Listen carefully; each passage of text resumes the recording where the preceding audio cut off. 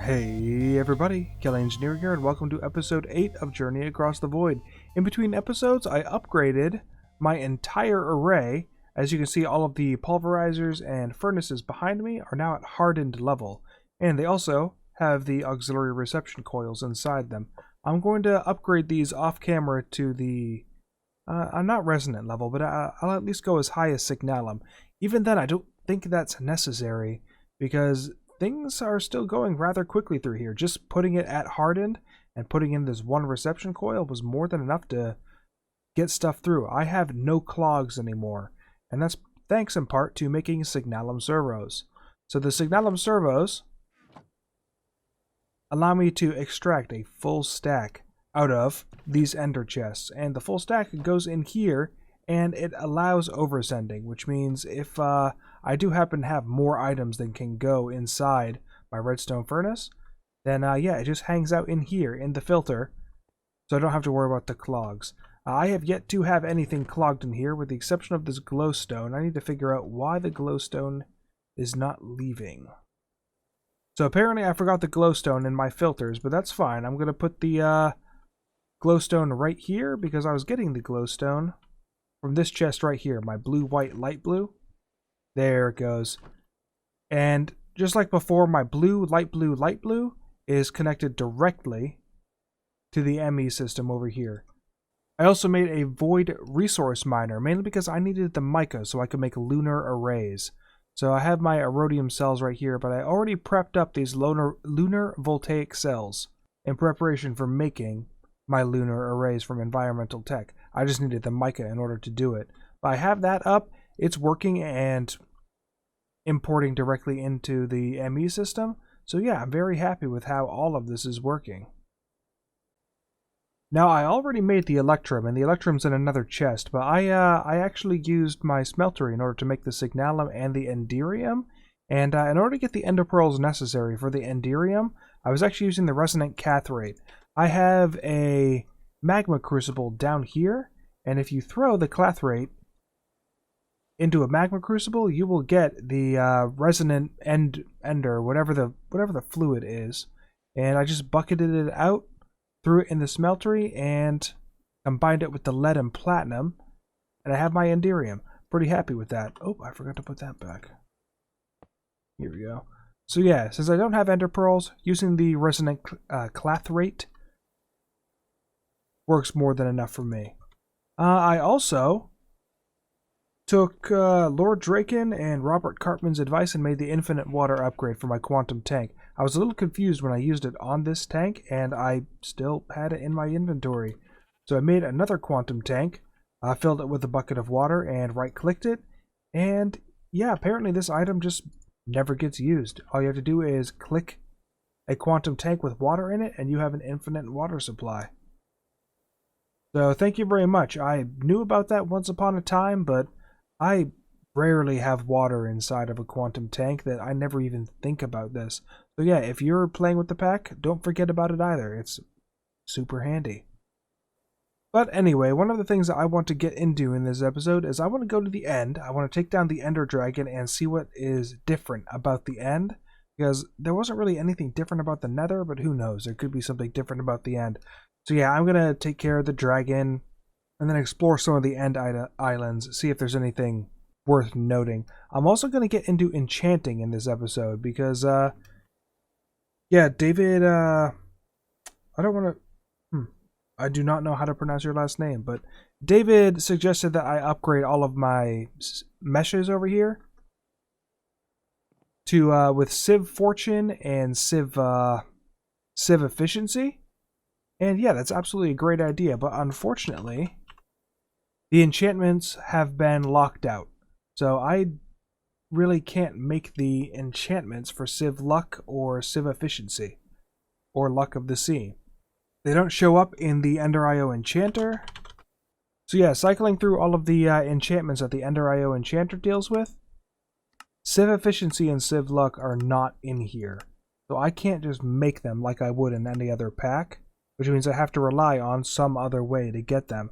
I know they are available in the pack because they were quest rewards earlier. So yeah, Civ Fortune 1, Civ Efficiency 3. I got these as awards, and they were the very first rewards I ever got in the pack. But yeah, it's not enough, and I have plenty of civs that I need to upgrade in order to make this setup more efficient. So the first thing that I am going to do is I'm going to throw these cake horns into the furnace, just so I can have a cake to make the end cake. Come on. There we go. Alright, so I have one cake. Surround it with eyes of ender, and bam, I have an end cake. Quest complete. Now I am going to go into the end, and I'm going to hang out just for a little bit, and I'm going to use the Slothinator. I want to know how much damage the Slothinator is going to do to the end dragon, and how quickly. I'm not going to destroy any of the crystals. This is really just a test of the capabilities of the Slothinator, because it takes down things pretty quickly, but I cannot one-shot an Enderman, mainly because they dart around too quickly. But for a slow-moving enemy like the Ender Dragon, yeah, I just want to check it out. So yeah, we're going to go into the end and test out our weapons. I'm aware that the glitch armor is not the best choice. Oh, thank goodness. I'm aware that the Ender and the dang Gru is here. Alright, pardon me while I lower the volume. Oh, I hate the Gru. Alright. It's lowered a little bit, but the Gru is still in the pack, so... Oh, okay, that didn't do very much at all. But I have infinite... Whatever, he's gonna heal. Actually, you know what? If he could stand still, or she, rather, my mistake... Ah, yeah, it actually, it does a pretty good amount of damage. Alright, so I apparently blew up. I had full hearts and full saturation, and I've actually already taken out like 3 of these things already. It's very weird that this one just happened to completely kill me. Anyway, yeah, that is my second legitimate death, not counting the 50 that I did last episode. But yeah, that's my second legitimate death, and luckily I keep everything, including my experience whenever I die. So yeah, I'm very happy with that. Going back into the end offers me no consequences whatsoever.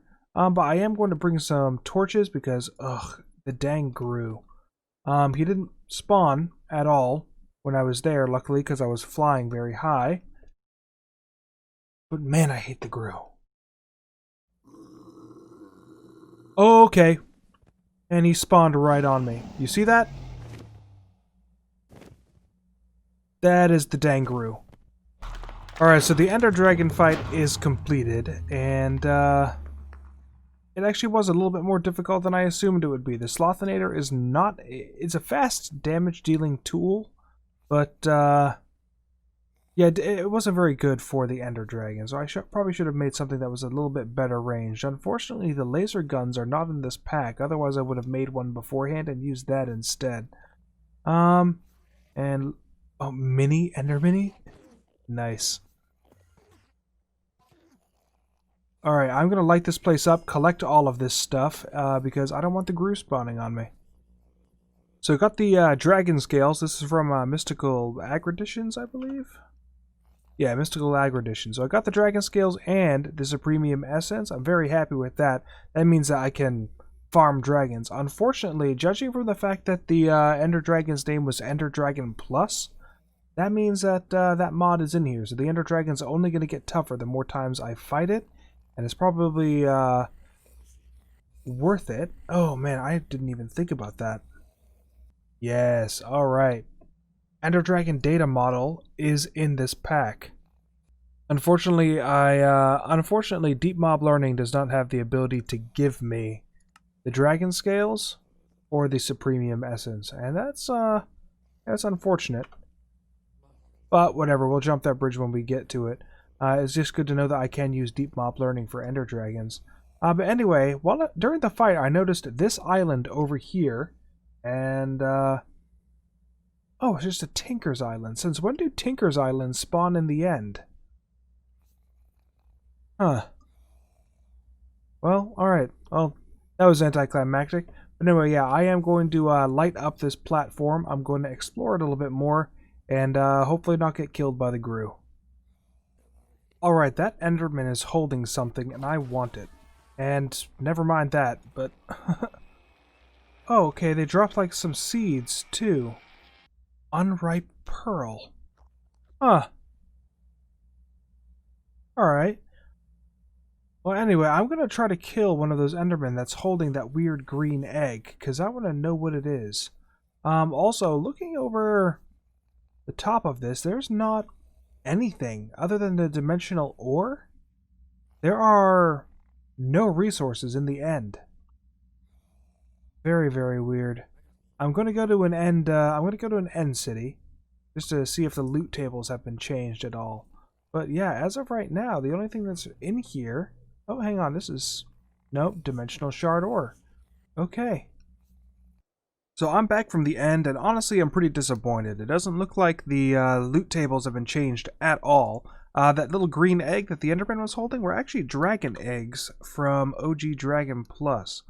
Looking at... there's not a lot of information on this mod, and I've never really played with it. But, what they can be used for is pretty much giving me the dragon egg seeds, but those are tier 6 and we're a long ways off from those. So yeah, I'm not really gonna mess with those at all, but other than that, yeah, just standard stuff.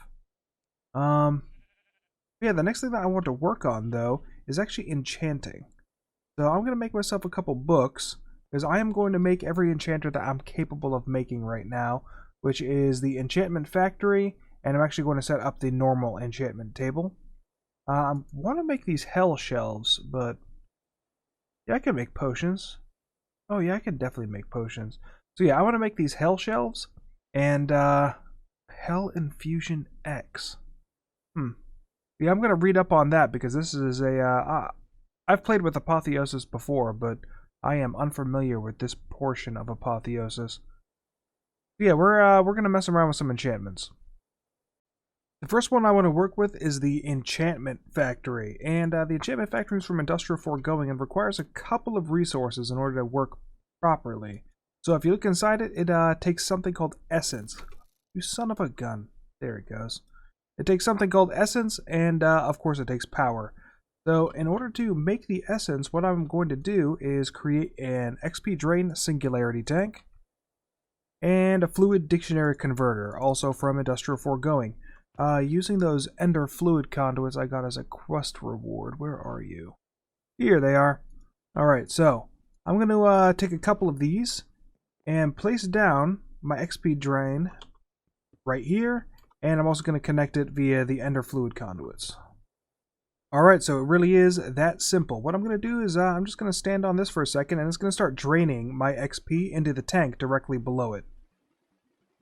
Now that my fluid tanks are full, it's time to actually go into the Fluid Dictionary Converter, and I am going to change all of this to Essence. Come on, buddy.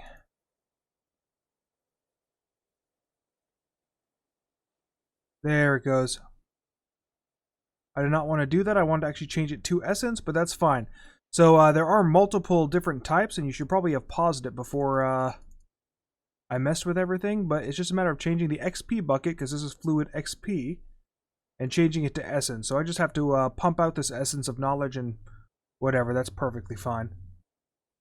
Here we go. Fix the problem. Now that I have all of the Essence filled in here, and I'm going to continuously supply all of my experience to this thing. So now that I have all of the Essence in here, it's just a matter of supplying it the book and quills. Regular books work. That is new to me. But anyway, yeah, all you have to do is just apply it with books, and it will just create you enchanted books, random enchantment books. Now, whenever you do this, if you want to continuously auto-craft books, throw them in the Enchantment Factory, what have you, Industrial Foregoing also has a couple of blocks. So you have the Enchantment Sorter, Enchantment Extractor, Enchantment Applicator. These two aren't really important, but this Enchantment Sorter will take all of those books, and it will just sort through them. There's also another block. I forget what the name of it is. Here we go. Alright, from Cyclic, the Ender Bookshelf. So the Ender Bookshelf, I can pipe in all of those enchanted books into this, and it's just deep enchantment book storage. I'm going to go ahead and create one of these for for all of the stuff that I'm going to be doing in this episode, but for now I'm just going to drain out all of my experience. So here are the Ender bookshelves, and they are a little confusing at first, so I'm going to take the time to explain them. I have all of these enchanted books, and they've actually been thrown in and then taken out of the Ender bookshelves already. Oh, never mind, this one has not, so it's a perfect thing to use. So you see that this has Punch 1 and Civ Luck of the Sea 2 on it. I'm going to throw it into the Ender bookshelf, and you'll see that it only deposited the enchantment inside. It is not enchantment book, it is enchantment deep storage. So now that I have the Punch 1 in here, I can right click again, and now I have Civ Luck of the Sea 2. And I wish there was a better way to show it, but it is Civ Luck of the Sea 2. So now that the enchantment is stored inside this bookshelf, I can take out a book, and now that I have the regular book, I have an enchanted book with only Civ Luck of the Sea 2 on it. So any compound, cursive binding, whatever. Alright, here we go. Auto smelt efficiency 4 and reading 2. So it's just a way that I can store all of those enchants. Here we go. I am a big fan of this, but unfortunately it takes up a lot of space when obviously there are a lot of enchantments in this pack. So I am very happy with the fact that whenever you put the enchantment in there, it's actually giving you the book back. So for instance, I have 52 books right now. By throwing the enchanted book in here, you see that I now have 53 books. So I can just cycle all of my books into the Enchantment Factory all day, every day, and never really run out of books. It's just a matter of throwing them into the Ender bookshelf. There's also supposedly a controller block, but I could not get the controller block to work. So, yeah, there's surround with Ender bookshelves to deposit. So it's really weird. The controller block for Ender bookshelves, surrounded with Ender bookshelves so it can connect and it will distribute enchantments. Can be automated by piping in enchanted books and pulling out empty books.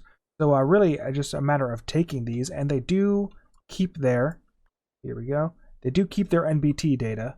You don't have to worry about that. But after I make the controller block, I made a controller block and I seem to have somehow lost it, as is quite often in this pack. Yeah, those are the Ender bookshelves. It's just a way that you can store the enchantments, not necessarily the enchanted books. Apparently I was just being silly earlier. I have the controller block right here, and I have literally surrounded it. I was doing it in a line earlier, and it wasn't taking. But anyway, here are all of the enchantments I have so far. And I have Civ Efficiency 4. I have 5 of them, but I want Civ Efficiency 5, so I'm going to continuously make books. Let's see, Civ Efficiency 3, I have 2 of those. Oh, Civ Luck of the Sea, I have 3 of those for 2. Yeah, this is how all of the storage works. It's pretty interesting, and I can see how it can get a little bit chaotic at times. But yeah, it's a pretty fun concept. If I continuously have a book made, let's see here. Oh, that works too. Depth Strider. So I have Depth Strider and Soulbound. I have never used this item before, and I kind of want to, but this is a Void Anvil. It says delete enchantments off of anything. So, oh, and of course it requires power, so let's give it some power. Apparently it does not require power, but anyway, yeah, I'm going to throw in the enchantment here. Oh. What? Or I need to do a little bit of research on this. I'm going to take one of my standard books out. Yeah, I guess I don't understand what's happening, so I'm going to do a little bit of reading on this Void Anvil. Alright, so this is Forge Energy, and yeah, it is completely full at this point, but it's still not doing anything, and there seems to be very little reading on this at all. It just says delete enchantments off of anything. So maybe this isn't meant for enchanted books, it's meant for enchanted items. Alright, I'm going to make a pair of leather boots, and I'm going to apply, here we go, Depth Strider 3 and Soulbound 4. I know it's a waste of these enchantments, but I'm not really concerned about it. Yeah, there it goes. Alright, so it can't be books, it has to be items that are enchanted, and it unenchants them, just like the tin says. So yeah, that's the Void Anvil. The next thing I want to create is another item from Cyclic, but this is the Enchanter that adds enchantments using experience fluid and energy. So another item I have never used before, but there we go. It is being filled with energy, even though it doesn't say that it's being filled with. That's really weird. The Enchanter up at the top says it's filled with energy. But looking inside here, it is not. So I wonder if this works with books or if it has to be items as well again. Oh, it works with books. Oh, and I got Civ Efficiency 4 out of it. Right on. And of course it also works. Oh, there it goes. It used quite a bit of energy to do it, but it also applied those as well.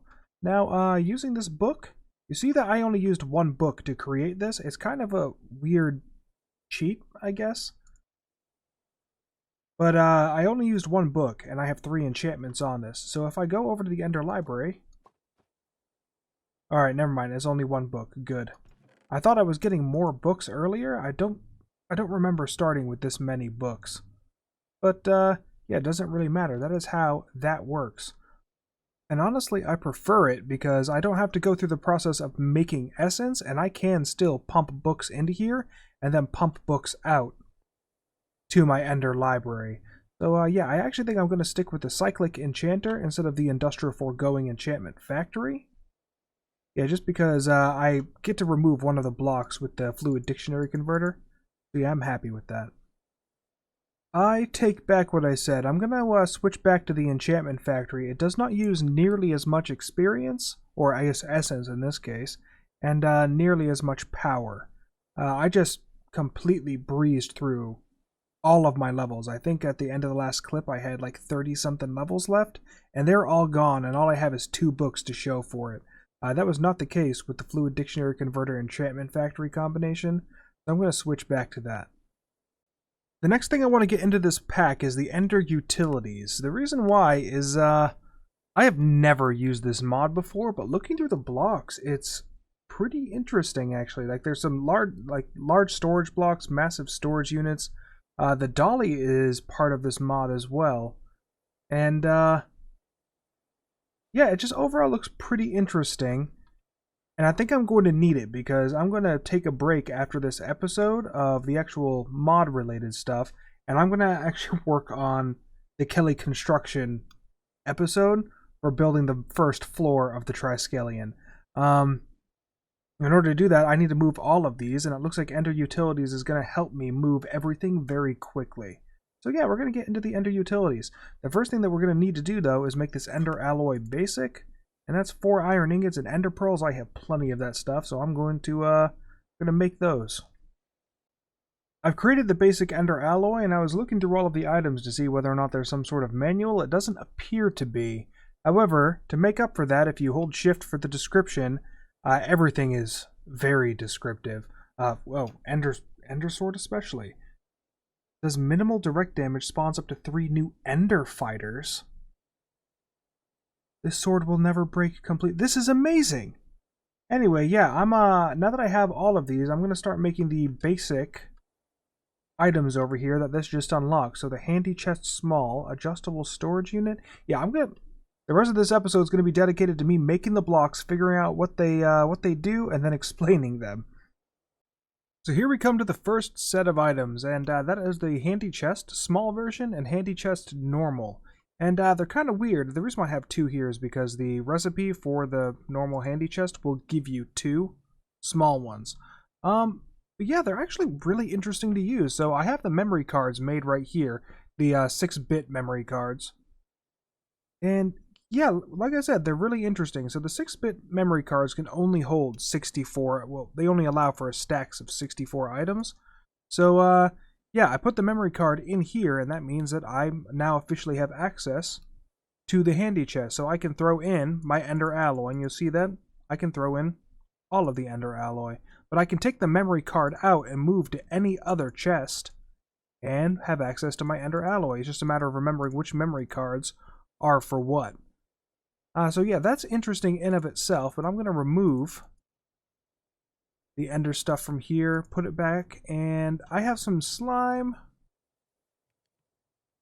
what the heck, we'll take 2 slime right now, put them right here, and then 4 other memory cards. And you see that the 8-bit memory card allows for 256 items. What this means is if I throw this inside one of the chests, the 8-bit memory card is right here, I can throw in up to 256, and that counts as my 1 stack. So that's pretty interesting. But there's also multiple different types of storage. So I have different slots to this chest. I can click here, and now it is a brand new inventory making use of this memory card. And once again, I can go to any other one of the chests and swap out the memory cards. So that is how the handy chests work, and that's how the memory cards work. It can be a little weird looking at the tooltip and seeing can store items in stacks. So you'd think it works somehow like the filing cabinet file folders. But nope, when it says it can store items, it means that you have to put them into a handy chest first in order to get them to work. The memory cards can go all the way up to 4,096 items, but unfortunately it is a lot of basic ender alloy in order to do that, and I'm not willing to spend that many ender pearls in order to make a decent amount of 12-byte or 12-bit memory cards. But that is how the handy chests work, and there are handy chest extendeds. I want to make one, but I do need handy chest large, and handy chest large requires the enhanced. Oh, I can totally make that right now. Yeah, I'll be right back. I'm going to make the handy chest extended and large, and see what the differences between those are. I don't think it's going to be much other than the storage space allowed inside the actual interface. Yeah, let's check it out. Okay, so the extended handy chest is it is massive. Holy crap! Same with the large one. The large is basically the same as a regular, and of course, here we go. So it's basically a double chest.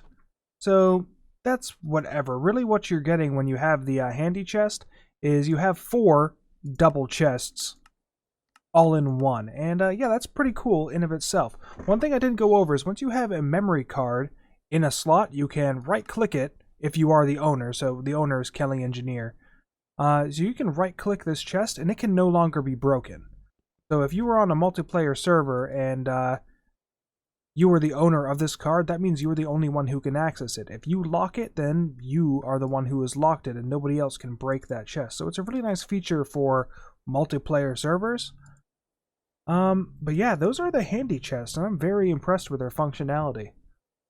The next item I want to go over is the Dolly. So right now, I have items in all 4 of these memory cards, and yeah, with the Dolly, all you have to do is just right-click, and I have picked up the Dolly, and I can move it to wherever I decide. This doesn't have to be with the handy chest. I can also use it for the storage crates. I can use it for anything that has an internal inventory. So you see it's not working on the quantum tank.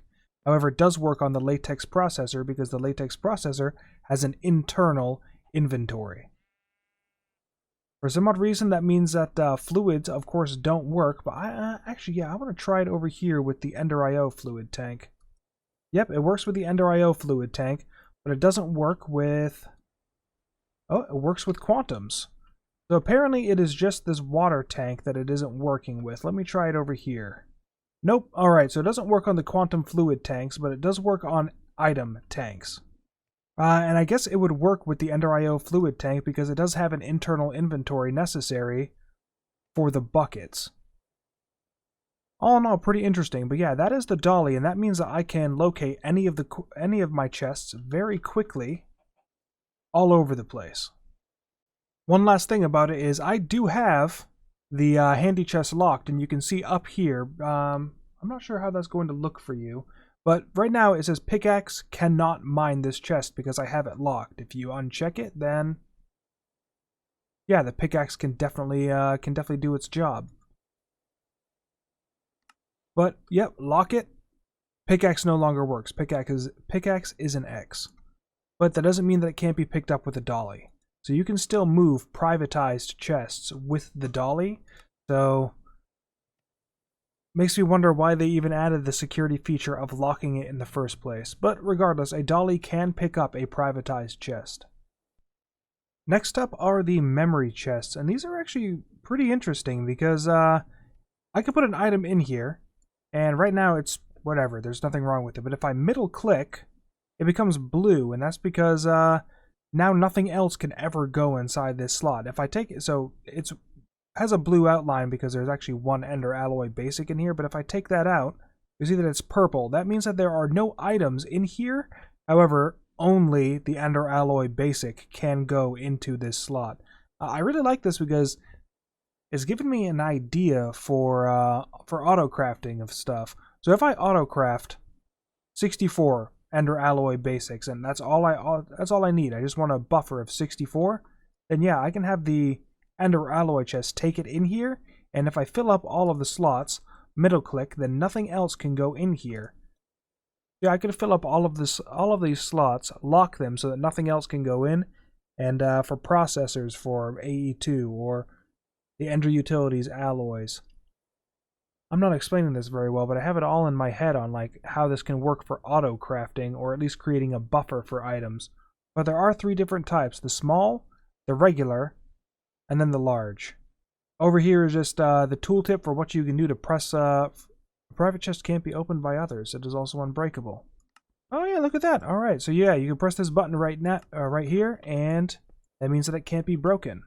So yeah, all in all, the memory chests don't have nearly as much functionality as the handy chests, and I really got to turn off this auto refill. Yeah, it may not have as much functionality as the handy chest, but I can still definitely see some uses for it when it comes to auto crafting. You can also middle click even if there's no item in there, and that will prevent that slot from being able to be used. So yeah, you don't have to have an item in here in order to lock out the slot. Yeah, this is very handy. The adjustable storage unit is it's a little weird. So if you look inside it, you see slots 1, max stack 0. Well, I can left click that and increase the stack to 1, and then left click to increase the amount of slots that are in this thing. But this stack is a little disingenuous. So when it says stack, it means only one item. I would actually have to shift or alt. There we go. So max stack is 1024. That's perfectly fine, whatever. But now I can actually have multiple items in one slot. Same thing with the memory chest. I can middle click and say that I only want a specific item in each slot. But it's a little bit more expensive to make, so I don't... Since it's cheaper, just make the memory chest and use it for that. This is really just for adjustable stuff. The maximum amount of slots are 27, and as I've shown already, the maximum amount of items you can have in one slot is 1024. So ignore the fact that it says stack. That is disingenuous. Next item is the handy bag, and it is already in my inventory, but if I open my inventory, you see that I have an extra interface here. That is because the handy bag just needs to be in your inventory in order to activate. I don't actually have to have it on my hotbar and right click in order to use it, though absolutely that does work. There is a caveat to that though. There's a button right here that says bag enabled. If I click that, this bag is now disabled, which means I open up my regular inventory, and then having it on my hotbar and right clicking opens up the handy bag inventory. So I'm going to enable that again, take it off my hotbar and hold Shift E, and that will open up the inventory without the handy bag. But by default, here we go. So I'm pretty intrigued by the handy bag. There are a bunch of options for like restock mode, pickup mode. So pickup mode enabled, matching all. Oh. So by changing all of these, I can just make it so that anything in my regular inventory can be restocked, or anything that I pick up. So say mob drop. So if I have skeleton, if I have bones in here, then I can have pickup mode enabled, and bones will go into this slot instead of going into my regular inventory. That's pretty interesting. But yeah, that is the handy bag. I am, like I said, very intrigued with it, and of course it has multiple inventories thanks to putting the memory cards in here. Yeah, I'm definitely going to get a lot of use out of having this. The next block is a barrel, and the barrel actually works very much like the bins. I don't even know if they still have bins in the in mod packs, but bins used to be quite popular. Regardless, what I can do is I can just put in any amount of item that I want, and it shows how full it is down here at the bottom, how many stacks are in there. And this one also has a weird feature that's the opposite of storage drawers, where usually if you wanted a full stack, then you'd have to shift and then left click and it would remove a full stack for you. This one, if you shift and left click, it only takes out one of the items. Well, luckily I want one of the items, but I'm going to put something in my offhand, shift, and middle click. And now the barrel looks like a dirt block, and I can do the same thing to turn it on and off. But so long as the item I want it to look like is in my offhand, and I have an empty regular hand, shift, middle click will apply camouflage to the block. So I really like the look of that. I'm only going to be making 2 more items, one of which is the Ender Furnace in this episode. So the Ender Furnace, you can use Eyes of Ender or Ender Pearls as the fuel for this, and you can see that it's going pretty quick. It does go much faster, but I also have another mode where in fast mode it will burn fuel a lot quicker, but it will also move a lot quicker. So yeah, I'm pretty happy with this, but after it uses all this fuel, there we go. I'm going to put in an Ender Pearl as well. Oh yeah, and the Eyes of Ender are a much better fuel source. Okay. But yeah, those are the Ender Furnaces. I can have them export to my Ender Chest if I want, but I don't really ever use the vanilla Ender Chest, so I don't feel a need to activate that. But I am going to destroy this Ender Chest now because 2 Ender Chests will create me the Creation Station. The Creation Station, it's weird that it's not a quest that I have to complete, but the Creation Station is a furnace. It's an inventory. I can throw in memory cards. Yeah, these are the 2 furnaces, and this is the regular inventory. Oh, I can have multiple recipes in here as well. Very nice. But yeah, the Creation Station is what I'm going to be using for the most part as I start to tear down all of these platforms and move them off to the side while I build the Triskelion. But this was my final end goal for this episode. Everything operates the exact same way as everything else. Not really much more to explain about it. But yeah, I am going to close out the episode because I just took a look at how many clips I have and how much time this episode, how long this episode is. I'm also pretty tired and I gotta get this episode edited. But in the next episode, which is probably going to be a week from now if I'm honest, in the next episode we are going to get into deep mob learning. Mainly because I need to have some sort of mob farm going, and I need an easy way to get experience so I can continue to export all of that experience into my enchantments, so I can upgrade all of my civs that are going to be necessary in the Triskelion. But yeah, I am Kelly Engineering, and I hope that you enjoyed this episode, and I will see you in the next one. Bye-bye.